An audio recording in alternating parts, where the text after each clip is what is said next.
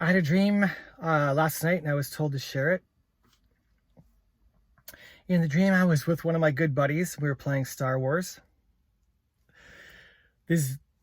But it was a different type of Star Wars. It was a space battle. And in this space battle, my buddy and I were sitting side by side. We were looking at the TV, and he was actually flying. He had the controller in his hand, and it wasn't like it was an actual joystick. And as he was flying, I looked down at the joystick and noticed there's this button that's right beside his thumb that was controlling some of the movements, and he kept toggling this button off and on, off and on. And I was like, what is this button? I was looking at it, and as I was in the dream looking at the button, thinking about what is that for, this voice came to me and said, that is your target lock for your squadron. I was like, target lock for my squadron? What is that? And suddenly I was aware that there was a squadron that was flying me in this, flying with us in this dogfight space combat thing. And it said, your squadron will sit idle until you toggle that on and lock a target. And then they'll go and carry out that mission or hammer that thing or whatever.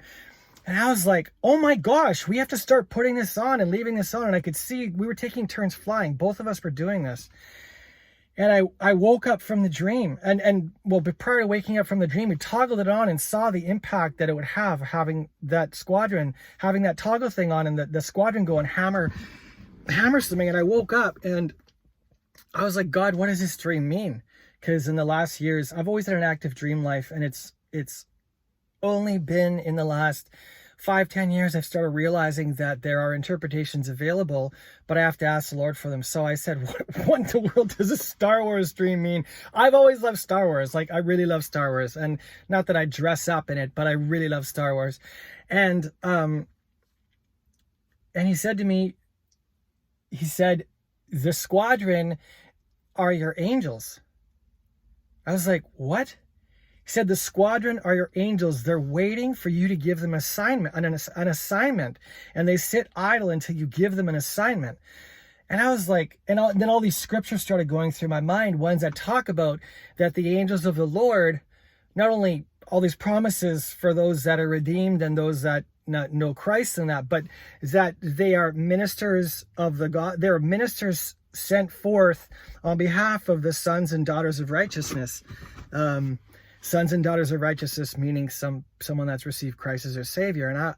And so this stuff starts flashing in my mind, and he said, they will sit, he said, I woke up, he said, they will sit idle until you either declare what I have said over circumstance, line your tongue up with what I've said, or declare something I've shown you're supposed to walk in or do. Declare that in your circumstance, and they will carry it out. And just like I saw in the dream, this squadron of ships just pummeling stuff and just leveling it. I'm not talking about killing people now. I'm talking about carrying out a mission. It deeply impacted me. And so there's some things and then I asked him, I said, well, how often am I supposed to send out these angels, the squadron? He said, as often as you have need of them. And I said, well, but when do I reset? When do I give them a new mission? And he showed me a picture in the video game thing. As soon as he had carried out one mission, it's like this call came over the comms that said something like, we're basically done this mission, waiting for next assignment. And he said, so as soon as they've carried out that assignment, you need to give them the next assignment, because they're sitting waiting for your word. I was like, wow. So I realized in my life, there's a lot of things I've suffered in because I've not understood how this life works. For many years, I did not understand it, and I've not arrived. But I'm understanding more and more some foundational things is whatever I sow, I reap. Every word we speak is life-giving or life-taking. And it's so important to line up with my tongue the things which God has already declared, because he needs me to line my tongue up with them so they can be declared and manifested on the planet. And also that spills over, and that same reality is in the realm of the angelic, and how I have to decree and proclaim what I want to have happen and give them an assignment. And I saw this picture of these beings around me sitting idle. If I'm not doing anything with them, If I'm not giving them something to carry out, they're not going to do it.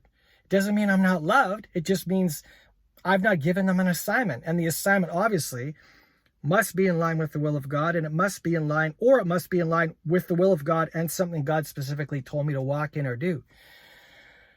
Mind blown. So anyway, I did some things this morning to start decreeing stuff over my life. I'm still learning in this process, obviously, and have resigned myself to the fact that I will be forever learning in this process and will have never arrived. And my shit's always going to stink. But that's okay because I'm dearly loved by God. And I was told to share this message. So this video is going to help someone, I don't know who, but it's going to help someone or some people who also need a reminder that they have angels that are sitting waiting for an assignment. And it takes faith to believe that, we're even worthy of doing this. But I'm telling you, I've seen it in my life. It's the reality of it. Some of the hardest things to accept in life are the truths about life.